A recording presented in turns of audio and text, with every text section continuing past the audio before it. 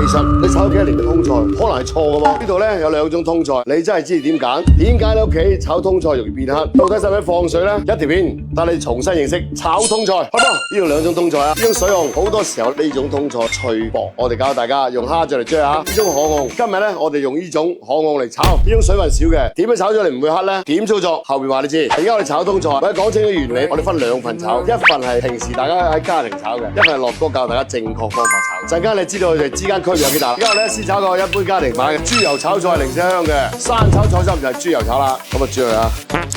好多人都問通菜點解有時黑有時唔黑咧？當我做咗10幾年後，同好多師傅交流過，有啲人話將通菜放啲糖落去浸，有啲放啲醋落去啊，no good，唔係。後尾我研究佢初期春天季節，基本上掌握呢個方法，佢唔會點黑。之後喺夏天通菜好易化，真正令通菜唔會變黑嘅，就接落你嘅手法。你哋認真睇下，燒鑊落油啊，落蒜頭炒通菜非常香。兩秒溫度都要均勻啲，放半兩水，冚蓋之後1分鐘，盡量短時間裏邊啲水蒸氣出嚟，將通菜喺短時間裏邊。佢快啲熟，如果時間長咧，佢一樣快黑。打開蓋，放糖放鹽，關鍵就係炒菜一定要快，喺短時間內由生至熟。OK 啦，全程係2分鐘。